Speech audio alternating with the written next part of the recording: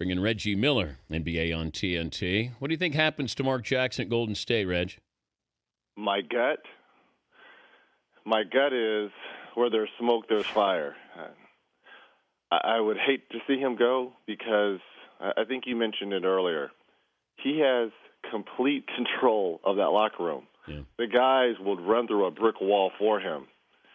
Unfortunately, he doesn't have that same backing, from the ownership group. So my gut tells me he won't be back, unfortunately. Okay, but why?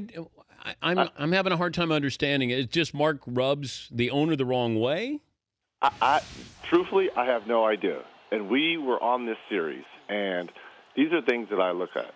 When we talk about your two best players in Klay Thompson and Steph Curry, they are so in sync with their head coach and what they want to do in the approach of this team. And when you go down even to like the 11th and 12th men, when we're talking about Jordan Crawford and Maurice Bates that played huge minutes in games 6 and 7, these guys would do anything for their head coach. Is he rubbing Mr. Lacob the wrong way? I have no idea. But this is a team that's been back-to-back into the playoffs. They won 51 games this year. I have zero idea where all this is coming from, that he's on an island by himself, because when I look at the team and I look at how they perform at a high level, but we don't know what goes on behind the scenes in their everyday practice, in their everyday dealings with the owner and the ownership group. I am baffled on this one. I really am. And I know people are going to say, well, he's a little close to the situation. That's his best friend. Yeah, but if you look at the performance, Dan, these guys play at a high level, so I don't understand where things are falling short here. Steve Kerr is supposed to make up his mind this week. What would be the reason or reasons why he wouldn't take the Knicks job? And I've told this to Steve directly and indirectly. It's okay to date around.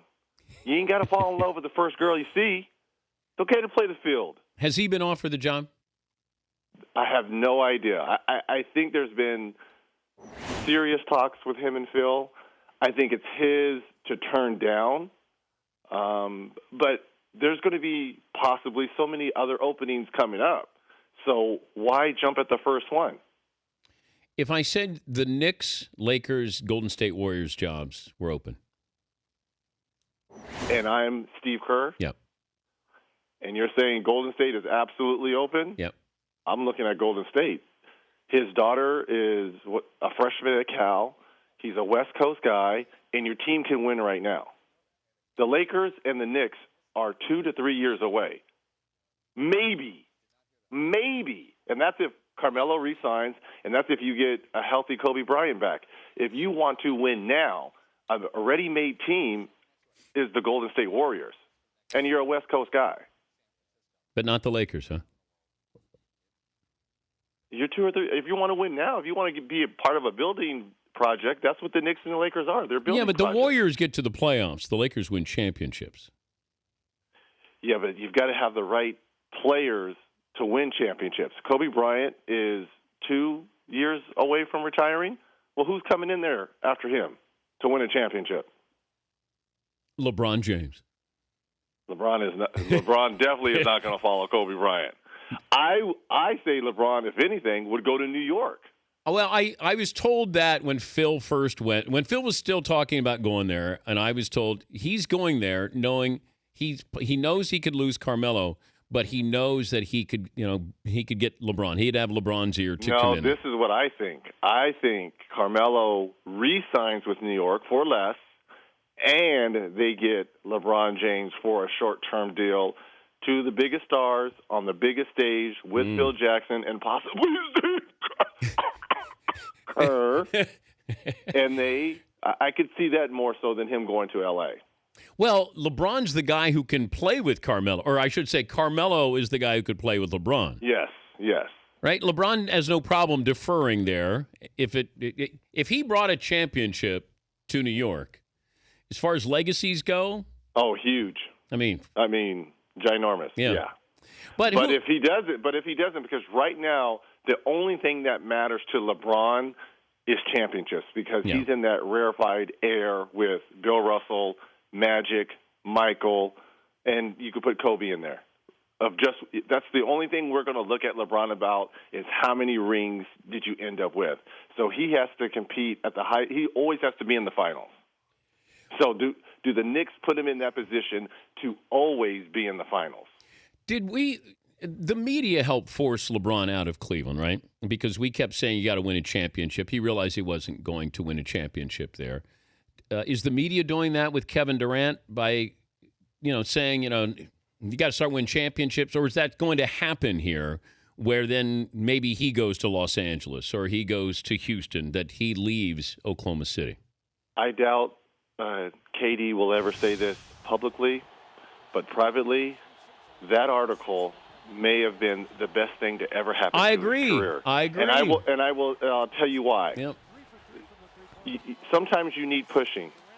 And in this series, obviously he was being defended fantastic by Tony Allen, and let's give a lot of credit to the Grizzlies for that.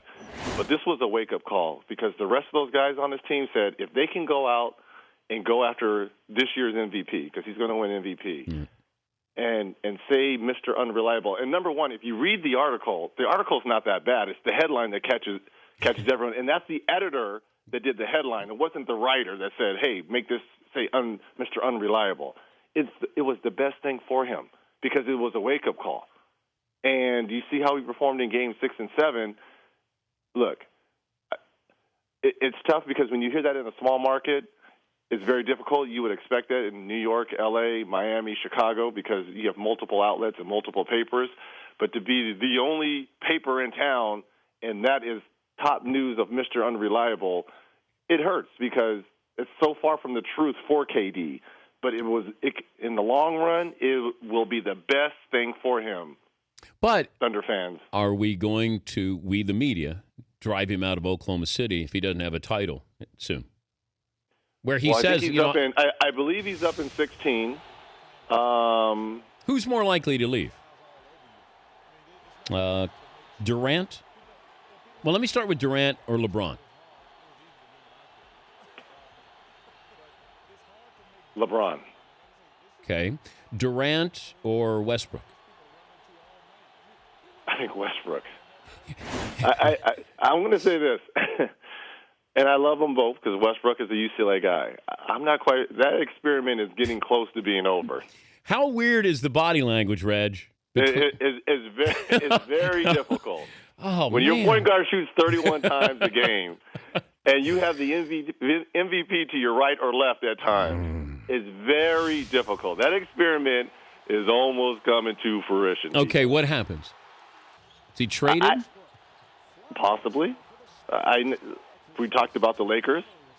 We talked about the Knicks. I could see. How would it go over if he's with Kobe? I could see Westbrook in one of those two places easily. I could see Westbrook back home in L.A. I could see that. With Kobe? I think Kobe may be retired by then.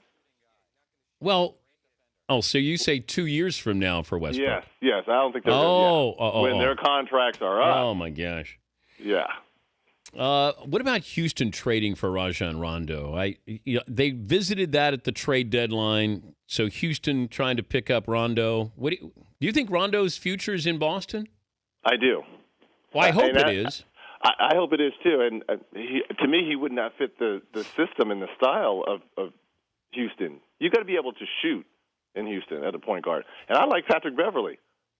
Patrick Beverley does exactly what Rondo does, other than defensively. I mean, he really gets into you, but he shoots better than Rondo. He doesn't, get you, 15 assists a game. Reg, I shoot better than Rondo. Yeah, but he's a heck of a defender. Yeah, I will say that.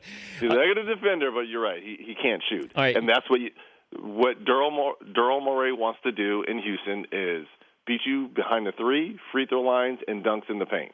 That's it. And Rondo doesn't do any of those things. Blazers Spurs, you've got that game coming up on Tuesday on TNT. I do. Looking back on Lillard's shot, what should the Rockets have done in that situation? Number one, Patrick Beverley should have been on Damian Lillard. If you look at the play towards the end, Patrick Beverley at the last second told Chandler Parsons, let's switch up so when he comes off the top, we'll switch. Well, Beverley never switched up top, and that allowed Lillard, he kind of jabbed at Chandler Parsons for a second, which created that separation, and that's all it took. There was never any switch between Parsons and Beverly up top.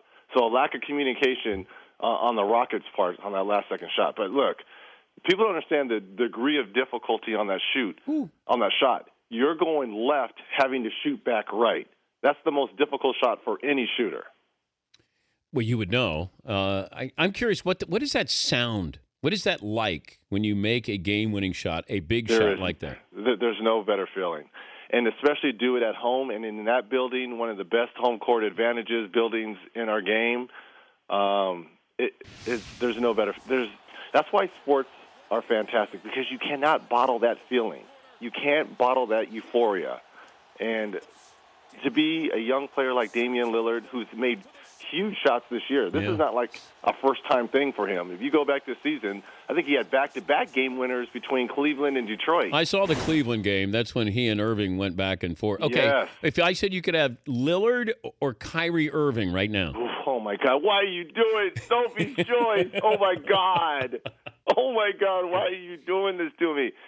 And it's only those two? Yeah. Are you going to give me any other makeup on my team? Nope. Like, who's the coach? Do I have a big with me? I mean. Nobody. Oh, my God. Why are you doing this to me? Sophie. I will go with, oh, my God. Oh, my God. I know it's that close, people. You know what? He's proved it in the playoffs. I'm going with Lillard. Whoa. I know people are going to be like, Kyrie Irving, yes. I'm going to go with Lillard. We've seen it. Until I see it from Kyrie in the playoffs, I'm going with Lillard. Reggie Miller calls Kyrie Irving overrated on the Dan. Oh, my God. No. V. Stiviano's not going to have anything to say about you, is she? Oh, God, I hope not. Did you see the Barbara Walters interview? I have not. I saw man. snippets of it, but not good. What a mess. This is just. But, Reg, you live out there. You live in Los Angeles. Everybody wants to be famous. There are a lot of people who have a lot of money, but people want to be famous. There's a difference in that. Absolutely. And let me see. She's probably at, 12, 13 minutes right now? So she has a couple more minutes left, right? I think so. Yeah, she's at 12 or 13. And pretty soon it'll be it, and there'll be someone else along to take her place, trust me, or his place. You know, everyone's looking to be, you're right, to be famous out here in Hollywood, New York, whatever. But not you. There's a price. Hey, there's a price to be had if you want to be famous. I'm just telling people, hey, you can have your 15 minutes. It's all about the longevity. He's Reggie Miller calling the Blazers Spurs Tuesday night, 9:30 Eastern on TNT. Good to catch up with you. Safe travels, Reg. You guys are truly the best as usual, the best in the business. Thank you, Theodore. Hi, buddy. That's Reggie Miller.